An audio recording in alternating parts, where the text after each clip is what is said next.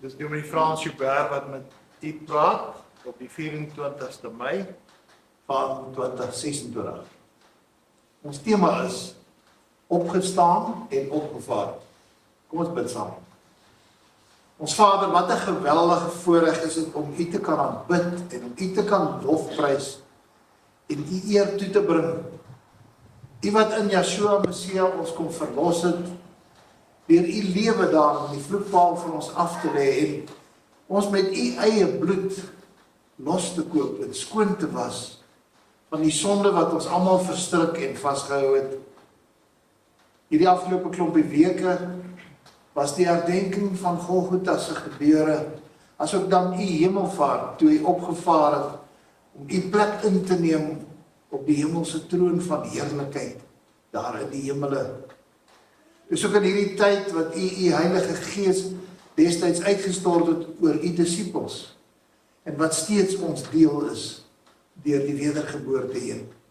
Maak dan asseblief ons ore en oë oop sodat ons kan inneem wat u aan ons openbaar en u ons wil leer. In die naam van Messia Yeshua, amen. Oor Paastyd herdenk die Christenwêreld die flikkerdood van die Messia en dan amper 2 maande na sy hemelvaart. En hier in ons land het dit verdwyn as 'n nasionale vakansiedag. En daar's dan so 'n paar enkelinge wat dit gedenk in enkele instansies soos 'n paar privaat skole wat daarom die dag as 'n soort Sabbat afvat en huldig. Dan merk mense op dat oor die hele westerse wêreld daar nie meer eintlik lande is wat dit huldig as 'n spesiale dag of as 'n vakansiedag herken of erken nie. Maar hulle gaan doodgewoon aan met hulle alledaagse gebeure en werksaamhede. Vra maar vir die man op straat hier by ons of hulle weet van die vakansiedag wat afgeskaf is, wat verdwyn. En dit is gewoonlik so die tweede week in Mei. En waarvoor staan dit? Naamlik hemelvaart, en die meeste mense weet glad nie. Ons het dit getoets. En 'n klomp mense het nie geweet nie. Hulle het glad nie 'n idee. Tevens baie van ons eie mense het eintlik hooggooi daarmee en weet ook nie of reg min waarde of nie veel waarde aan nie. Net vir die wat nie geweet het nie. Dit was nou onlangs donderdag 10 dae terug, die 14de Mei, dit was hemelvaart en dit was die herdenking dat Messia opgevaar het. En dis asof die Christenwêreld en die kerk in die algemeen deesdae eintlik dieselfde taal praat as die wêreld en die res van die wêreld, en soos die oosterse gelowe.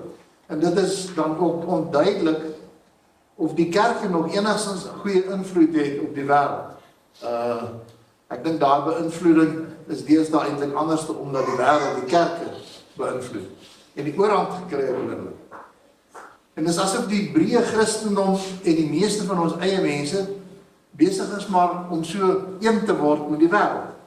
Dit is asof die goeders verdwyn wat enigstens heilige waarde het. En ons moet miskien so 'n paar enkele voorbeelde weer noem. Die liberalisme het so ver gevorder en ons weet die gruwel. Nou weer in een van die susterskerke is daar 'n paartjie bevestig, dieselfde soort. En dit was 'n homoseksualis op die preekstoel. En weet jy, ek kry sulke rillings van ontsteltenis. Hulle word op die kansels toegelaat. En daai mense veg verbeter vir sulke mense se regte. En dan is daar diegene soos ons, wat dank Vader, wat staan vir waarheid en uitsprake vanuit die skrif en hierdie homos teenstaan en onomwonde verklaar dat homoseksualiste is sonde. En verskeie kerke en hulle leiers het Desmond Tutu, die destydse, wat hulle noem hom, emeritus aartsbiskop. Hy het 'n woord gefabriseer, naamlik homofobies. Ek weet nie of julle vir die woord al gehoor het nie. Teen diegene wat daarteen is, soos ons, en dit as 'n algemene term in die land ingestuur. En as daar baie mense wat saamsing met Tutu in sy koor, en een van die opsprake, 'n ander dag in die koerant, was dat hulle sal nie 'n homofobiese God dien nie, of aanbid nie. En eintlik dreig hulle die Elohim van die hemel. Alle sonde is in Elohim se oë verkeerd en 'n gruwel. Maar die algemene kerkwêreld impliseer eintlik met hierdie gedagte of naam of woord wat hulle geskep het, laat Elohim se veroordeling van homoseksualisme en ander goeders, dat die liberales hom dan nie meer sal dien nie, sê hulle. En so duld en verdra baie mense eintlik sonde. Die implikasie, hulle verdra sonde. Nou in die FSA van so 'n dekade gelede, met die verkiesingsveldtogte, en ons het nou van die laaste 3 gesien, het die kastige klimaatsveranderinge as die groot ramp wat nou die aarde sogenaamd bedreig, eintlik absurde afmetings aangeneem. Nou ek wil net vir hier so vir interessantheid 'n paar goed uitlig. Hollywood en die kerke het saamgespan daaroor kant, veral in die weste van Amerika, en hulle het ingespring, en in plaas van evangelisasieveldtogte, het die kerke saam met Hollywood, saam met hulle gemeentelede, nou elke denkbare vullisblik langs die pad en papiertjie probeer optel, en fynkam, en glas en plastiek begin skei, om herwinningsdepots te voer daarmee, sodat hulle nou hierdie proses van aardverwarming kan teenstaan. O ja, en daarom 'n geldjie vir die kerk opmaak. Nie dit vergeet nie, daar is altyd rand en sent by, né? En dit word toe planeetredding in plaas van sielredding. Dis waarmee hulle besig is. Ja, die taal van Babylon in terme soos gay, weet nie of ons 'n Afrikaanse woord daarvoor, homofobies, verdraagsaamheid, viering van verskeidenheid of verskeidenheid in eenheid, né? Die Engelse sê diversity in unity. Het jy al mooi gedink wat beteken? Holisties, intergeloof, algemene menswaardigheid, positiewe energie. Hier's 'n klomp van hierdie woorde geskep, né? Vredestuine. Daar word vredestuine aangelê op baie plekke in Suid-Afrika, weet jy daarvan? Dan is daar natuurlik die bekende een in Suid-Afrika, haatspraak, nee, en haatmisdade, dis gewoonlik rasverwant, die menseregte, en so kan 'n mens aangaan. Dit span almal saam om die Bybelse opdragte en beginsels en waarhede te ondermyn. En die homoseksualiste en aktiviste en liberaliste, noem wat jy wil, het hierdie misleidende taal ontwikkel wat hulle invoer deur die media, en jy kan maar gaan luister. Dis op al wat nuusberig is of 'n geselsprogrammetjie.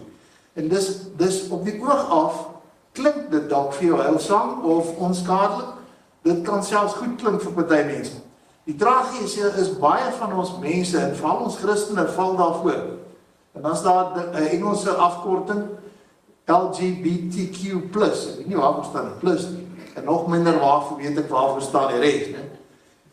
Moenie my nie vra waarvoor staan dit nie. Maar dis 'n algemene ding wat deesdae beskerm word. Die ouens hou optogte daarvoor.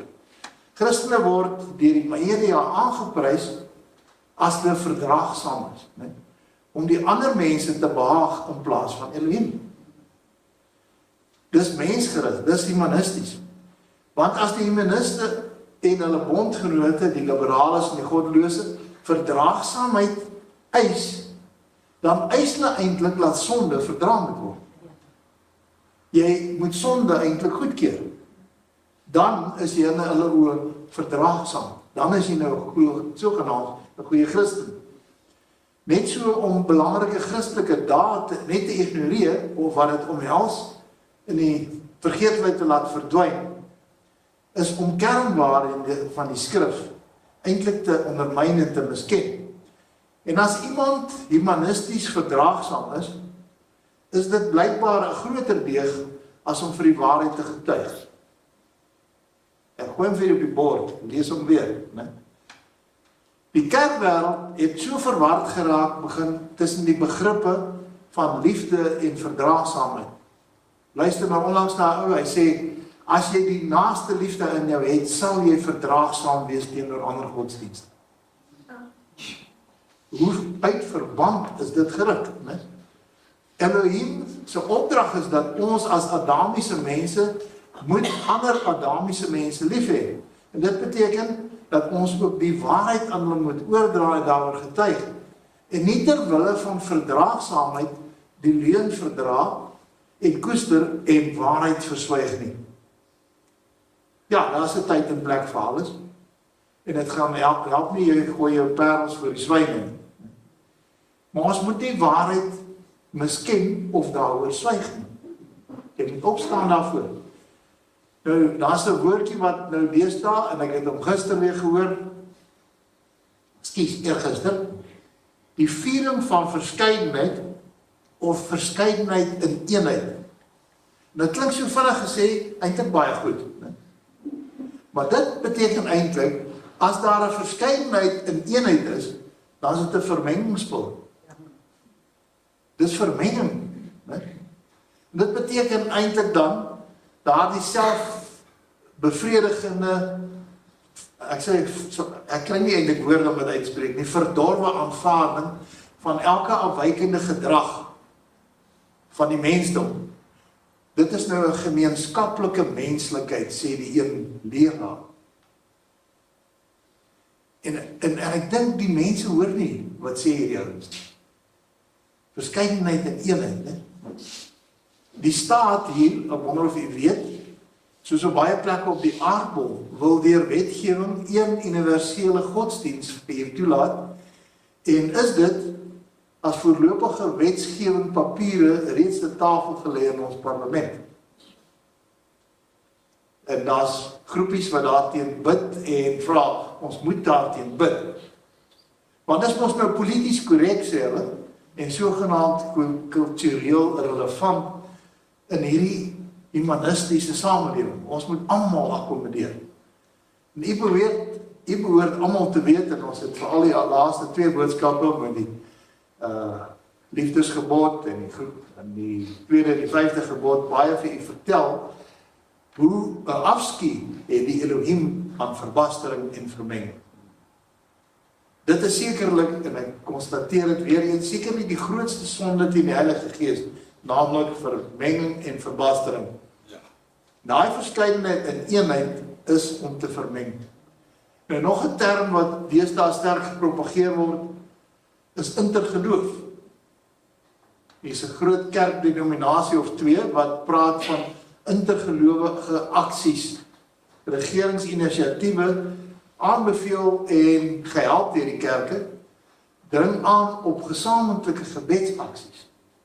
Daar was nou weer met die Kaapse vloede, intergeloof aksies, wat ons almal tog saam moet bid teen hierdie ramp, wat eintlik deur die hartprogramme veroorsaak is. En daardie gesamentlike gebedsaksies en intergeloofdienste, wat volgens hulle, is alle gelowe gelyk. Terwyl ons weet, dit is nie so nie. En hulle maak aanspraak op dieselfde aandag. En dan dink 'n mens aan die massa byeenkomste van die afgelope 2 dekades plus. Die man het 'n bynaam gekry, Bakkant. Julle weet seker van wie ons praat.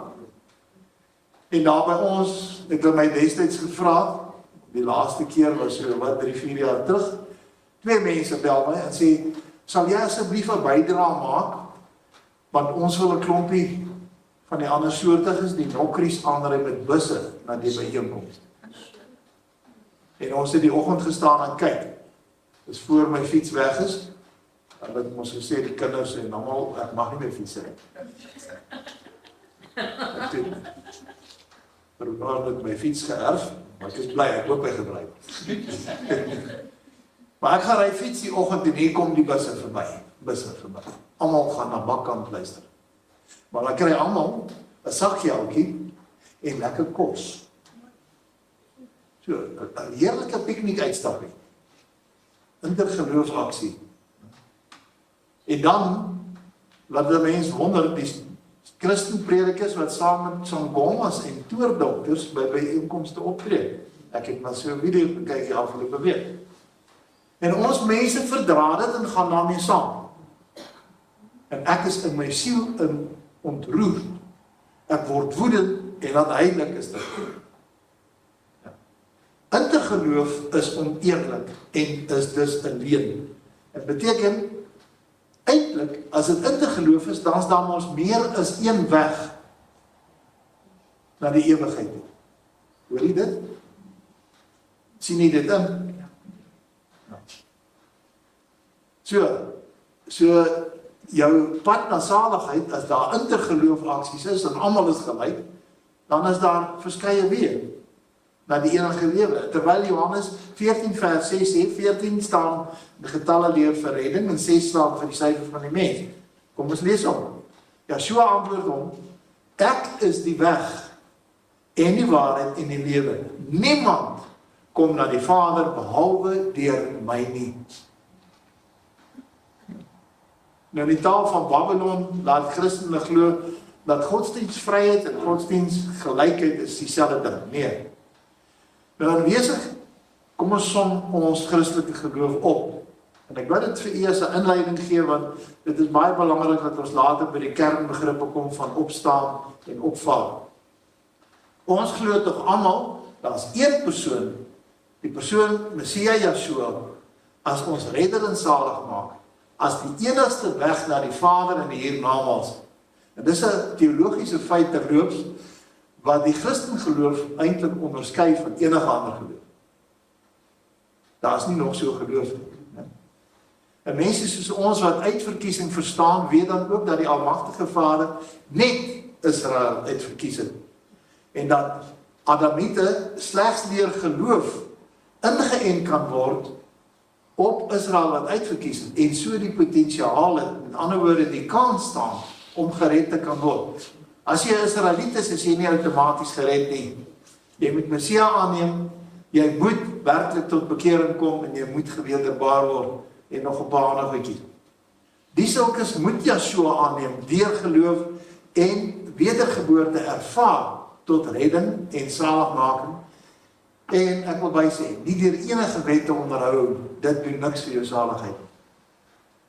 Die waarheid van die evangelie, gelukkig of dan ook ongelukkig, is die feit dat waarheid sal altyd aanstoot gee aan diegene wat dit en Messia nie wil aanvaar nie, en wat nie sy kinders is nie. Hulle sal jou altyd teenstaan. So as jy aanvegtinge ervaar, soos ons gister ook gepraat het, weet, die Satan is besig. En ek wil nog iets bysê. As jy geen aanvegtinge van die Satan ervaar nie, dan moet jy regtig bekommerd wees. Nee. Want dan is hy tevrede, dan is hy baie tevrede met wat jy doen. Ja. Iets soos hemelvaart, toe meester Yeshua opgevaar het na die hemel en na sy Vader, word soos die verkondiging van die evangelie verdra of vergeet. En so gedoen, baie keer dat niemand met aanstoot gegee word nie. Ons moet sogenaamd polities korrek wees. En dan is daar 'n ander valshede.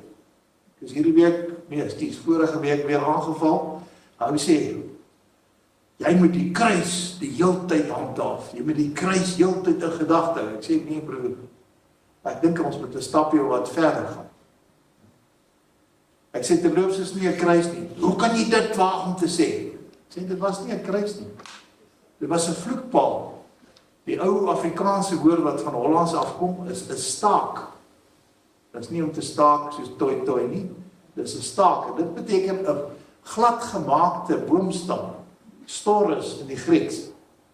En die woord crux in Grieks wat kruis beteken, kom nie een keer in 5200 geskrifte van die Nuwe Testament voor nie. So waar kom hulle aan die kruis?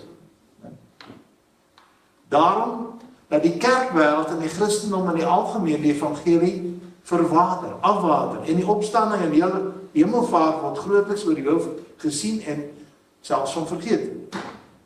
Meeste Christene, soos gesê, haak vas by die kruis.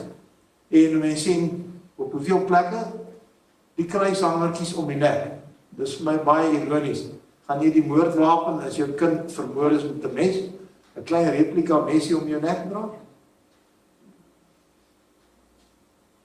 Dink net daaroor. Gaan jy die moordwapen se replika om jou nek dra? Ja, die kruis, en die ouens hak vas daarby. En dan as jy nou gaan kyk, dan sien jy, hulle het eintlik min oor vir hemelvaart. Tevens, ek dink elkeen van ons behoort te weet dat dit 'n vloekpaal is. Dit is nie algemene kruis soos dit beklemtoon is. Bokant Messias se hande, en ons wys vir die prentjie, was daar wel 'n dwarsheid, soos mense sien in Johannes 19 vers 19. En 19 staan ook vir geloof, waar daar in 3 tale geskryf as Yeshua, die Nasareëner, koning van die Judaïte. Ons kan nie daarop ingaan nie. Wat beteken dit dat Messia opgestaan het uit die dode en dat hy later opgevaar het? So hy net gesterf het en nie opgestaan het nie, dan kan party mense nog redeneer dat hy wel in ons plek gesterf het en vir ons sondes betaal het, want hy was die offerlam van Elohim. Maar hy moes ook opstaan om juis die dood te oorwin as die vloek van die sonde, as ook die vloek van die wet, om dit te oorwin, wat niemand van ons kon of kan hou nie. Om dit tot niet te maak, om dit uit te vee, om dit te kanselleer. Want sonde lei tot die dood, die ewige dood, waarvan die aardse afsterwe, as iemand doodgaan, dan eintlik ook simbolies is, en baie keer hand aan hand is, of hand aan hand gaan. Nou interessant, wanneer mense die 4 evangelies weerkyk, en ek het hulle net weer gaan deurlees om te kyk, word die vloek uit dood nie eintlik in detail beskryf nie, maar daar is baie meer oor die opstanding. En dit was vir my nogal treffend, want die dood is die eerste fase, die eerste stap. Messias self het voorspel dat hy sou sterwe, maar dat hy ook sou opstaan. En ek dink die klomp disippels het na hom geluister en gewonder waarvan praat hy. Soos baie profete deur die Bybel op direk en indirek dit stel. Kom ons lees Matteus 16 vers 21. En van toe af het Yeshua begin om sy disippels te toon dat hy na Jerusalem moes gaan en veel van die ouderlinge en owerpriesters en skrifgeleerdes moes ly en gedood en op die 3de dag opgewek word. Tevens meester Yeshua wek vir Lazarus op, ons ken die verhaal, uit die dood uit, as een van sy wonderwerke. Maar weet jy wat, dis ook 'n vooruitskouing van sy eie opstanding, en laat hy later ander mense gaan opwek. Om vir die disippels en mense te toon en te wys dat die krag van Elohim dooies kan en sal opwek. Ons het getuig so 'n paar maande terug, daar's 'n groepering in Amerika waar in hulle gemeente oor die laaste dekade al meer as 1,000 mense uit die dood uit opgewek is deur gebed. Waar is dit in Suid-Afrika? Waar is dit onder die Israeliet groeperings? Ja, Lazarus word opgewek. Nou Lazarus in die Grieks is afkomstig van die Hebreëse woord Elasor of Eliaser, soos dit vertaal is, né? Wat beteken Elohim helper of Elohim is helper. Dis Elohim se krag wat help dat Lazarus uit die dood opgewek is. Kom ons lees maar net Johannes 12 vers 1. En Yeshua het 6 dae voor die Pasga na Betanië gekom waar Lazarus was, wat dood gewees het en wat hy uit die dode opgewek het. Nou, nog so interessant kyk vir 'n paar mense. Lazarus was 4 dae dood as profetiese beeld van die Adamiese mens wat na die sondeval van die Adam 4 goddelike dae, 4 millennia geestelik dood was. 4000 jaar al is die Adamiese mens geestelik dood op daai stadium. Maar daar is Elohim helper. Lazarus of Eliaser, en dis wat sy naam beteken as 'n teken. Elohim, wat nie net die seun van die mens as Yeshua opwek nie, maar elkeen wat fisies gesterf het en in hom glo, en ons wat ook gaan sterwe en in hom glo, sal opwek. Vir Lazarus, as mens daaroor dink, hy was al 4 dae dood en het geryk, en hoe sleg ryk die Adamiese mensdom nie van die sonde wat oor eeue en heers nie. Johannes 11 vers 17. Toe Yeshua dan gekom het, het hy gevind dat hy, dis Lazarus, al 4 dae in die graf was. Nou Elohim het die Messia opgewek, omdat hy wil toon dat die dood onmoontlik die godheid kan inperk of vashou. Die dood het geen krag oor Elohim nie. Maar ook dat ons as sy beeld is, wat Yeshua as verlosser aangeneem het, ook nie deur die dood gevange gehou sal of kan word nie. En ek dink almal kan daar sê halleluja. Ja, Handelinge 2 vers 24. Hom het Elohim opgewek, nadat hy die smarte van die dood ontbind het, omdat dit onmoontlik was dat hy daardeur vasgehou sou kan word. So, hier sien jy die skrif bevestig wat ons sê. En reeds al met Messias se opstanding gebeur dit toe, dat baie dooies net na sy opstanding uit die fisiese dood opgewek is. As verdere teken dat ons almal met sy wederkoms wat in hom ontslaap het, ook opgewek sal word. Dit sal en gaan seker een van die grootste wonderwerke ooit wees. Dink net die graf te gaan oop. En as jy daar by die begrafenis staan, en jy sien die grafsteen wikkel so 'n bietjie op vloek, die pele uit, en daar stap hy en hy het 'n nuwe liggaam, en hulle almal gaan om Yeshua te ontmoet. Ek glo nie al die grafte gaan oopgaan nie, maar daar gaan 'n klomp oopgaan. Mense gaan daar opstaan. Jy gaan dierbares herken. Skielik staan hulle op en hulle het weer vlees en bene, en hulle juig, en hulle het verheerlikte liggaam, en daar gaan ontelbaar baie wees, hoor. Want let op die wat in hom ontslaap het, wat as ware ontslape heilig is, met ander woorde die wat in heiligheid en in apartheid van die wêreld geleef het. Matteus 27 vers 51 sê, en kyk, die voorhangsel van die tempel het in twee geskeur, van bo tot onder, en die aarde het gebewe, en die rotse het geskeur, en die grafte het oopgegaan, en baie liggame van die ontslape heiliges het opgestaan, vers 53, en na sy opstanding, het hulle uit die grafte uitgegaan en in die heilige stad ingekom en aan baie verskyn. Messias bevestig by 'n hele paar geleenthede en beklemtoon dat hy self die opstanding en die lewe is. En die woord daar is Zoe lewe, die ewige lewe. En dat geloof in hom nodig is daarvoor. Johannes 11:25 lees as volg. Yeshua sê vir haar, dis vir Martha, ek is die opstanding en die lewe. En jy sien wat is daar verskyn. Dit is op ander plekke waar hy gesê, ek is die weg, die waarheid en die lewe. Hy is die groot ek is. Wie in my glo sal lewe, al het hy gesterwe. En elkeen wat lewe en in my glo, sal nooit sterwe tot in ewigheid nie. Glo jy dit? Vraag hy vir haar.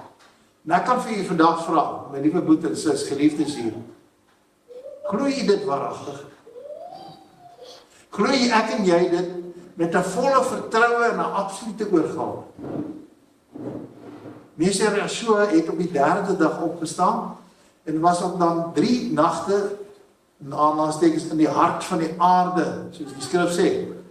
En dis nie soos die kerke sê nie, net 1 nag. Dit was 3, wat ook weer eens dui op die drie eenigheid van die Godheid as een wese. En volgens ons huidige kalender, net so vinnig, dan moet die lering daaroor gee nie, was hy die woensdag op die Pasgadag veroordeel en aan die vloekpaal vasgenaal van 12 uur tot 3 namiddag of dan 1500 uur soos hulle sê, toe hy gesterf het. En voor sononder het die disippels om in Josef van Arimatea se graf gaan gesit, want dit was die aand van die buitengewone groot Sabbat wat die volgende dag, die donderdag sou wees. En hulle moes vinnig klaarmaak voor donker, want hulle was onder die Joodse bestel daai tyd. So die Joodse kalender het geheers, wat nie Bybels korrek is. Toe was dit die Vrydag daarna, vir die voorbereiding van die gewone Sabbat, wat volgens die Joodse gebruike op die Saterdag is. En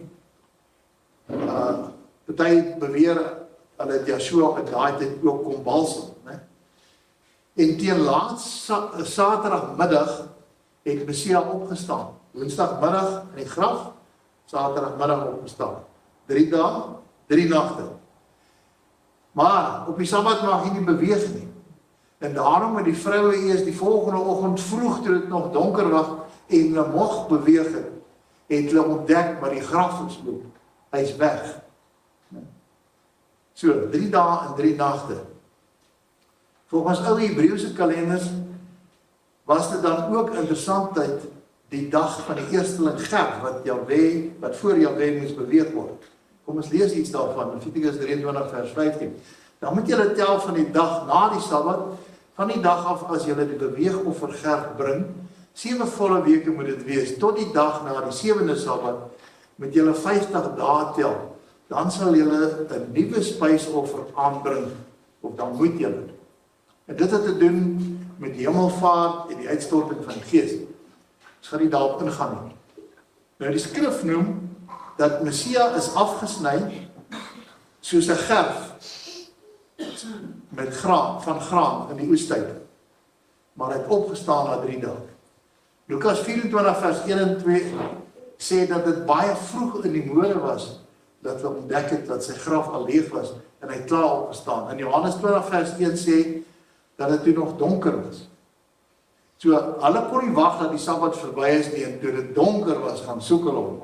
Kyk wat gebeur. Nou inderdaad het die profete deur die Heilige Gees baie dinge vooruitgesien. Handelinge 2 vers 31 sê vir ons, maar hy, en hulle verwys hier na koning Dawid, omdat hy vooruitgesien het, gespreek het van die opstanding van Messia, dat sy siel nie in die doderyk verlaat is en sy vlees ook nie verderwing gesien het nie. Hierdie Yeshua het Elohim opgewek waarvan ons almal getuienis, vers 33. Nadat hy dan deur die regterhand van Elohim verhoog is en van die Vader die belofte van die Heilige Gees ontvang het hy dit uitgestort wat julle nou sien en hoor. Hy het dit uitgestort, die Heilige Gees. Hy het die trooster vir ons nagelaat. Vers 34, want Dawid het nie in die hemel opgevaar nie, maar hy self sê, Jahwe het gespreek tot my meester, sit aan my regterhand, totdat ek u vyande gemaak het, 'n voetbank van u voete. Vers 36, laat dan die hele huis van Israel sekerlik weet dat Elohim hom meester en Christus, of Messia, dit beteken eintlik grootweg gesalfde gemaak het. Hierdie Yeshua wat julle gekruis het. Mense, hierdie is 'n baie belangrike saak dat ons moet dit insien. Meester Yeshua verskyn eers aan Maria en hy sê vir haar om hom nie aan te raak nie. Ons het een keer breedvoerig daaroor lering gegee. Johannes 20 vers 17. Hy moes nog eers opvaar na sy Vader. Hy moes eers sy bloed daar gaan presenteer en aanwend by die hemelse tabernakel se altaar. Soos Paulus dit stel in Hebreërs 9 vers 12. Ook nie met die bloed van bokke en kalwers nie, maar met sy eie bloed eenmaal ingegaan in die heiligdom en 'n ewige verlossing teweeggebring. Ons almal weet, bloed moet die versoening bring. Want die bloed is verdorwe weens Kain se geboorte wat plaasgevind het in die tyd van Eden. En net hierna verskyn Messia aan verskeie mense en aan sy disippels. Ons weet nie hoeveel mense het opgestaan uit grafte nie, dit word nie vir ons gesê nie. Maar hoekom verskyn hy aan 'n klomp mense? Sodat hulle sy getuies kon wees van sy opstanding en daarby, en dit het ek nooit raak gelees, iets punt en iets vir my, om hulle te seën. Het jy dit al gelees? Handelinge 3 vers 26, 3 vir volheid, 26 die gemaatregel van Jahwe. Elohim het, nadat hy sy kind Yeshua opgewek het, hom eers vir julle gestuur, om julle te seën, deur elkeen van sy booshede te bekeer. Hom het Elohim op die 3de dag opgewek en beskik dat hy sou verskyn. En ons lees in vers 41 van Handelinge 10. Nie aan die hele volk nie, maar aan getuies wat deur Elohim van tevore verkies was, aan ons wat met hom saam geëet en gedrink het, nadat hy uit die dode opgestaan het. Terwyl hy verheerlikte liggaam het, kon hy saam met hulle eet en drink. Eintlik fantasties, dis mens daar in 1 Korintiërs 15 vers 4, en dat hy begrawe is, en dat hy op die 3de dag opgewek is volgens die skrifte, en dat hy aan Sefas, dis Petrus verskyn het, daarna aan die 12, en vers 6, en daarna het hy verskyn aan oor die 500 broeders tegelyk, waarvan die meeste nou nog weer lewe, maar sommige al ontslaap. Daarna het hy verskyn aan Jakobus, en daarna aan al die apostels, weer is nog eintlik. Baie wou dit egter nie glo en aanvaar nie, want sommige soos die Sadduseërs, hulle kerkleer van hulle dogma, hulle katekismus, as ek dit mag sê, het nie in 'n opstanding geglo nie. En hulle het die getuies weerstaan en selfs van hulle doodgemaak. En daar staan in Handelinge 4 vers 2, daardie mense, die Sadduseërs, was baie ontevrede dat hulle die volk leer en in Yeshua die opstanding uit die dode verkondig. Want die Sadduseërs sê dat daar geen opstanding is nie, ook geen engel of gees nie, maar die Fariseërs bely albei. Nou, weet jy wat? Ek was onlangs weer in debat met van Israel sogenaamde leiers, waarvan ons Israeliete beweer dat ons net siel en gees is en dieselfde is. Jy is eintlik net liggaam en siel, of net liggaam en gees. Ons bestaan net uit 2 en nie 3 nie, of 3 entiteite nie. Mens wat hulle dan sê, Elohim is gees, en dis is die Heilige Gees, die Vader, en dan is daar die Seun, en hulle sien hom as 'n aparte entiteit, en is die Godheid dan as die Elohim 1 of 2. En hulle sien dit nie, dat hy kan manifesteer as Vader, Seun en Heilige Gees. Van ons mense. Groot debatte wat hulle voer. En eintlik is hulle dan heilige Sadduseërs. As jy mooi daaroor dink. En hulle glo ook nie aan die opstanding. Elohim is een wese, en ek wil dit beklemtoon. Die Vader, die Seun en die Heilige Gees, hy manifesteer in 3 forme vir 3 tydvakke, vir 3 funksionaliteite. En hy is dus 'n 3-eenheid. Maar daar staan in Markus 12, dat hy sy enige Here, nie 'n lekker vertaling nie. Die Hebreëse woord is echad, en dit beteken, hy is 'n saamgestelde eenheid. Ons kan hom nie beperk en hom sien as 'n mens nie, maar hy is een Elohim, hy is een wese. En as jy die professors vra, wat Hebreëus gee vir jou, dan sê hy, echad beteken, 'n eenheid meer as 2. Dis die presiese woord, Markus 12 vers 29. Nou Paulus was bewus van hierdie faksies se siening en daarom beroep hy homself daarop dat hy is 'n Fariseer en hy praat van sy pa wat 'n Fariseer is en hy het getuig van opstanding. En soveel so dat sommige van hulle kry hom uit as kranksinnig. Het dit al raak gelees? Handelinge 23 vers 6. En omdat Paulus geweet het dat die een deel uit Sadduseërs en die ander uit Fariseërs bestaan, het hy in die raad uitgeroep: broeders, ek is 'n Fariseer, die seun van 'n Fariseer. Oor die hoop en die opstanding van die dode staan ek voor die gereg. Handelinge 24 vers 15, dit is Paulus wat praat, en 'n hoop op Elohim het, 'n hoop wat hulle self ook verwag, dat daar 'n opstanding sal wees van die dode, regverdiges, sowel as onregverdiges, want hulle moet geoordeel word, né? Daarom oefen ek my ook om altyd voor Elohim en die mense 'n rein gewete te hê. Met ander woorde, hy probeer om nie te sondig nie, maar hy sondig ook, hy is ook 'n mens. Paulus betoog verder hoekom daar 'n opstanding moes wees, Handelinge 26 vers 23. Dat die Messia moes ly en die eerste wees uit die opstanding van die dode, en 'n lig aan die volk en die heidene.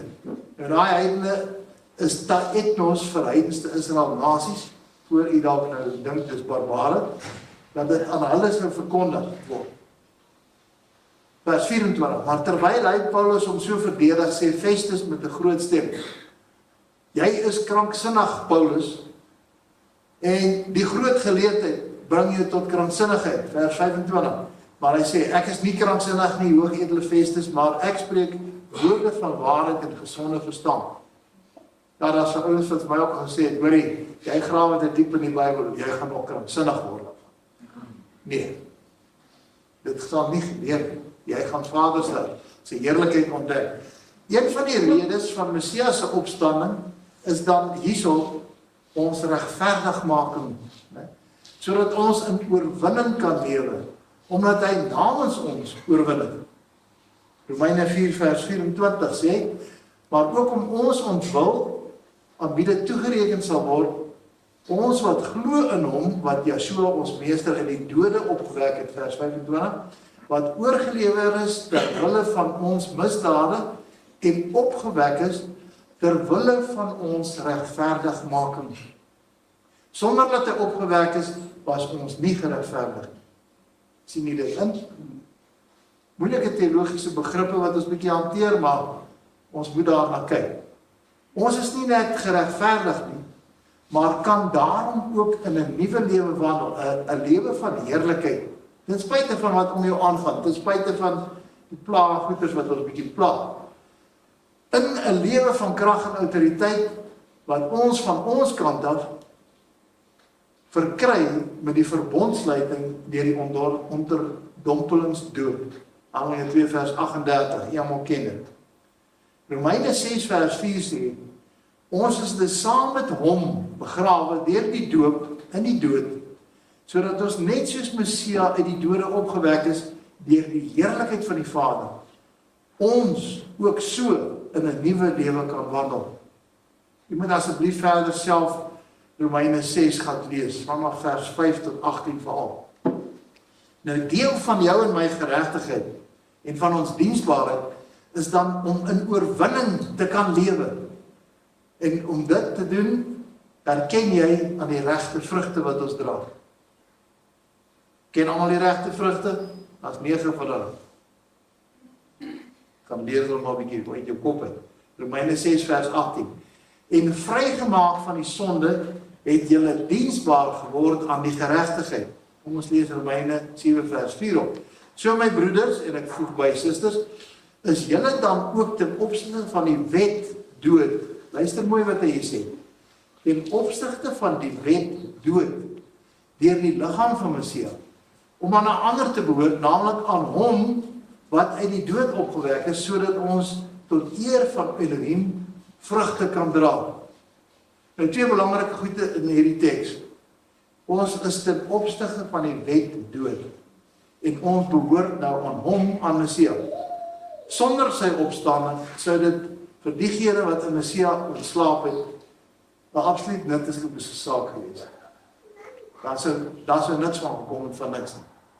1 Korintiërs 15:14 sê, en hoor Paulus se argumentasie lei. En as Messia nie opgewek is nie, dan is ons prediking te vergeefs. En vergeefs ook julle geloof. En dan word ons valse getuienis van Elohim bevind, omdat ons teen Elohim getuig dat hy Messia opgewek het, wat hy nie opgewek het nie, ten minste as die dode nie opgewek word nie. Vers 16. Want as die dode nie opgewek word nie, dan is Messia ook nie opgewek nie. En as Messia nie opgewek is nie, dan is julle geloof nutteloos. Dan is julle nog in sondes. Vers 18. Dan is ook die wat in Messia ontslaap het verlore. Kan julle sien hoe belangrik is die opstanding van Messia? Dit sou vir ons onmoontlik wees om wedergeboorte te ontvang. Of die heerlikheid, of die geestelike lewe wat ons kan lei. En dan sal ons in vleeslikheid wees. Dat ons in die gees, deur die Heilige Gees, reeds sy autoriteit nou kan uitleef in oorwinning. En dat ons 'n ewige erfenis verkry het, deur die krag van Elohim, en laat dit deur sy krag in bewaring gehou word. Ons het 'n fantastiese Elohim. Kom ons lees, 1 Petrus 1 vers 3. Teks wat nie almal behoort te ken. Julle wat in lewende hoofbedieninge is, né?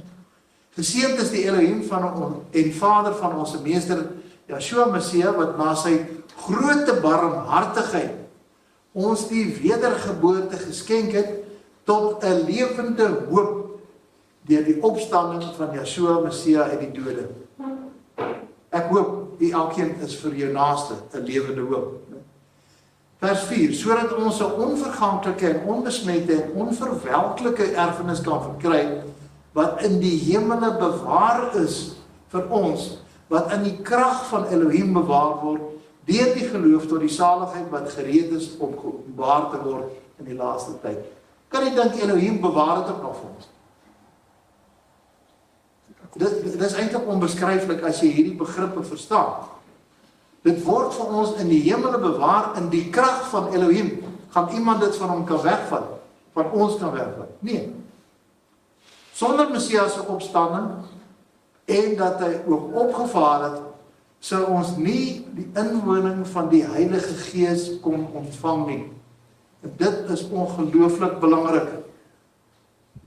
Dat ons nie die inwoning van die Heilige Gees sou kon ontvang nie. Besef ons regtig die wonderwerke. En dit gebeur meestal ongemerk. Dit gaan by baie mense eintlik verby. Soos beloof in Handelinge 2 vers 38, wanneer ons met die Messia verbond sluit deur ons te laat onderdompel doop, staan daar, sal ons die gawe van die Heilige Gees, die Ruach, ontvang, dat hy in ons kom woon. Ons het net gesing, Yeshua langs my God by my. Maar weet jy wat? Hy's in jou, my broers. God in jou. Hy's nie net meer langs jou nie. Ons het gister gepraat van die Emmausgangers, toe hy langs hulle kom loop, en het hom nie herken. Herken jy Elohim binne in jou? Besef jy dit? Dat die God het gekies om in jou en my te kom woon. En ek moet net toelaat dat hy deur jou funksioneer. En dit laat my nou dink, ek kry 'n dingetjie, dit is eintlik 'n baie ou storie. Vrou skryf, of sy praat eintlik, sy sê, dis soos om 'n handskoen aan te trek. Die handskoen kan niks doen nie. Maar as jy regtig oorgee, daai pinkie kan die handskoen beweeg. En elke vinger kan die handskoen beweeg. Jy word eintlik die handskoen vir die Heilige Gees. Laat hy jou beweeg. Laat hy die hand wees. En jy net die handskoen. Kan ons dit dink? Elohim binne in jou en my. God in elkeen van ons. Sodat ons deur geloof, hoekom? Daar's 'n rede daarvoor. Sy krag tot ons beskikking het, sy autoriteit, sy mag, bewyse van spreuke. As hy sy vingers maak, is jy net die handskoen, en hy kan die vyand vasvat, hy kan die vyand een klap of een oorveeg uitroei. Met sy mag, want daai mag is bo alles in die heelal gestel. En dis in jou. Dis in my. Dis sy nuwe verbond met ons. Dis heerlikheid eintlik onbeperk, gesag en mag en krag onbeperk en sonder grense. Ons het nou net vertel, as mense wat uit die dood uit opgewek word, weet jy, hulle gaan sit nie op hulle knieë en bid nie. Hulle kom in die krag en autoriteit van Messia en sê, staan op uit die dode, soos wat hy vir Lazarus geroep het. En dit gebeur vandag onder adamitiese mense. Sy krag sonder grense, om sy koninkryk te bevorder en uit te brei. Dis waarvoor jy die handskoen word en hy in jou kom woon. Romeine 8 vers 11 sê, en as die gees van hom, wat Yeshua uit die dode opgewek het, liedjie wat ons baie keer sing, in julle woon, dan sal hy, wat Messia uit die dode opgewek het, ook julle sterflike liggame lewend maak, deur sy gees wat in julle woon. Dis net eendag wanneer ons uit die dood opgewek, hy maak jou nou lewendig. Jy kry nou 'n branding en vuur in jou. En dit is so saak so eenvoudig, dat jy dit soos 'n kind moet glo. Kinderlik moet glo, in en met ons harte, maar jy moet dit ook met jou mond bely. Glo dat hy opgewek is. En dis lewensbelangrik, glo dat hy opgevaar het en nou in jou kom woon het. Glo dit, spreek dit, bely dit. Romeine 10 vers 9 sê, as jy met jou mond die meester Yeshua bely en met jou hart glo dat Elohim hom uit die dode opgewek het, sal jy gered word. Vers 10, want met die hart glo ons tot geregtigheid en met die mond bely ons tot redding. Want die skrif sê, elkeen wat in hom glo, sal nie beskaamd word nie. Opgevaar, hoekom? Kom miskien nog redes. Ons het al reeds 'n paar gegee, dat hy as Heilige Gees in ons kan woon. Maar hier is nog. Hy het opgevaar om met die Vader te verenig in die hemele.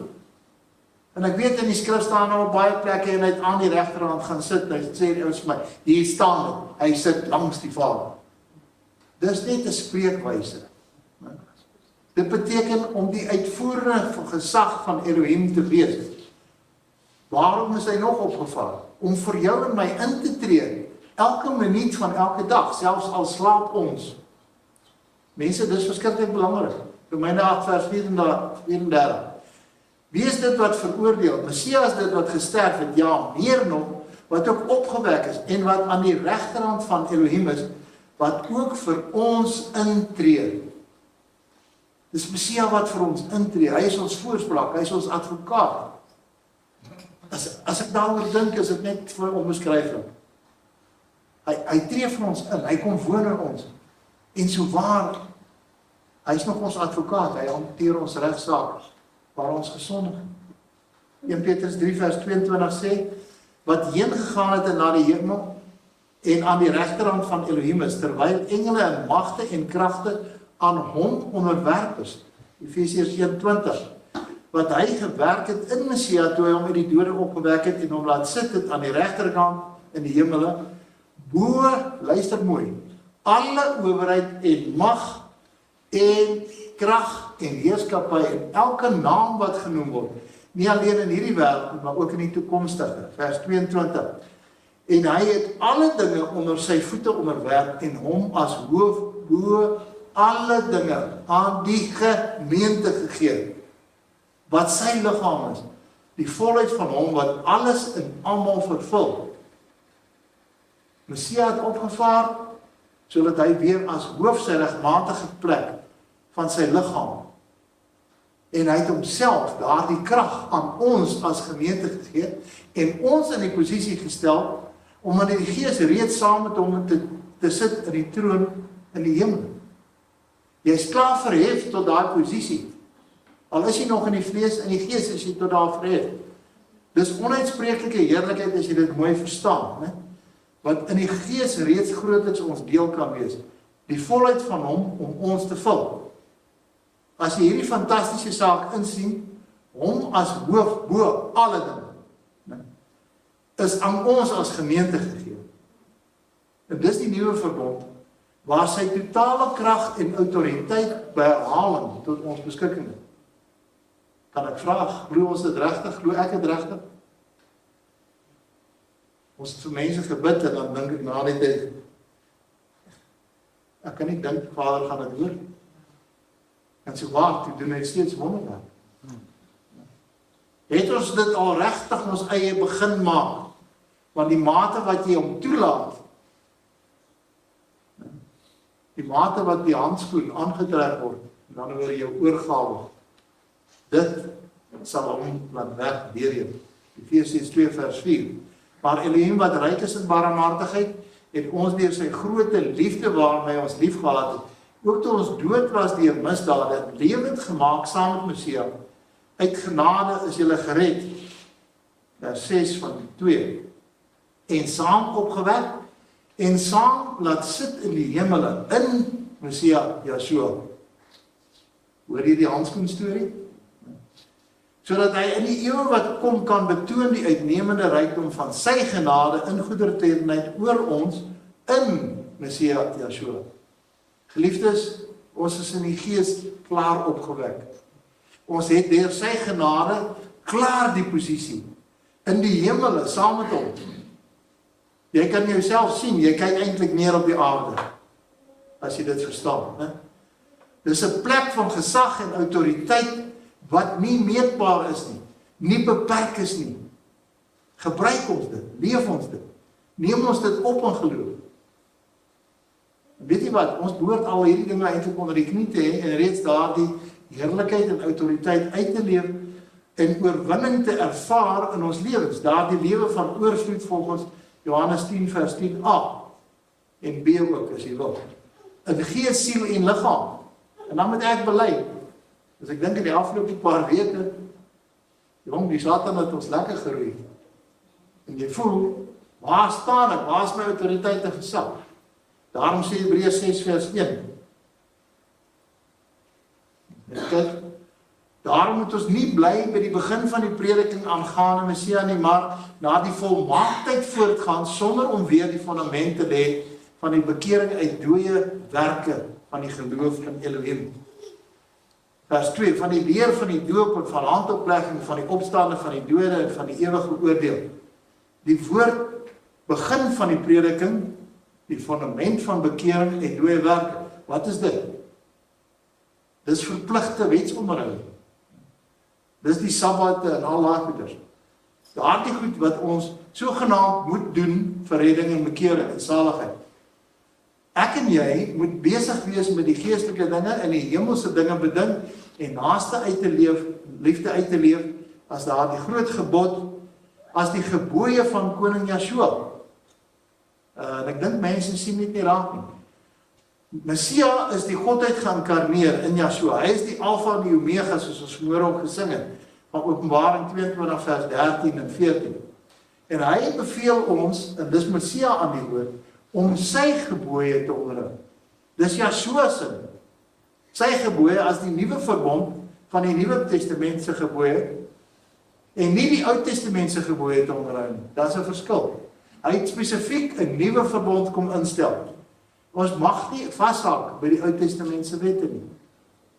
En dis om ons naastes so lief te hê deur hulle te dien met sy krag, met sy autoriteit. En met 'n woord van kennis, met al die gawes van die Gees. Ons het nou gesê woord van kennis, daar's nog gesondmaking, daar's nog profetiese inspraak ensovoorts. Kolossense 3 vers 1. Dan maak ons klaar. As julle dan saam met Messia opgewek is, soek die dinge daarbo waar Messia is en aan die regterkant van Elohim sit, regterhand. Bedink die dinge wat daarbo is en nie wat op die aarde is nie. 1 Petrus 1 vers 21. Julle wat deur hom glo in Elohim, wat hom uit die dode opgewek het en hom heerlikheid gegee het, sodat julle geloof en hoop op Elohim kan wees. Vers 22. As julle in gehoorsaamheid aan die waarheid julle siele deur die Gees tot ongeveinsde broederliefde gereinig het, moet julle mekaar vurig lief hê uit 'n rein hart. Die waarheid het ons reeds ontvang. Ons het al sy gesag en mag en autoriteit, maar dit kos ook reiniging met 'n ongeveinsde broederliefde. En wat is dit? Broederliefde is familiebou. Dis waarom ons moet saam kuier, saam moet eet. Liefde lewe met 'n rein hart. Mag ons wat dalk in hierdie tyd voor Messia se wederkoms, wat dalk gaan ontslaap, deel hê aan sy eerste opstanding, omdat hy opgestaan het en omdat hy opgevaar het. En daar's 'n beloning wat op ons wag, wat absoluut wonderlik is. Ons wat glo dit ons eie maak. En daarmee sluit ons af. Openbaring 20 vers 5. En die ander dode het nie herlewe nie totdat die 1000 jaar volëindig was nie. Dit is die eerste opstanding. Vers 6. Salig en heilig is hy wat deel het aan die eerste opstanding. Oor hulle het die tweede dood geen mag nie. Maar hulle sal priesters van Elohim en van Messia wees en sal saam met hom as konings regeer 1000 jaar lank om my. Kom ons bid saam. Baie dankie ons Hemelvader en Skepper Koning. Dankie dat U opgestaan het en die dood vir ewig oorwin het, maar ook dat U opgevaar het sodat U Gees oor ons uitgestort is en in ons kom woon het. Help ons asseblief dat ons dit waarlik ons eie kan maak deur geloof. Ja, skenk ons asseblief geloof, sodat ons in hierdie nuwe verbond sal wandel om U te kan verheerlik. Om met U gesag en U autoriteit waarlik U diensknegte te wees en die vyand en sy krawante se werke kan verbreek en U koninkryk magtig te kan uitbrei om my.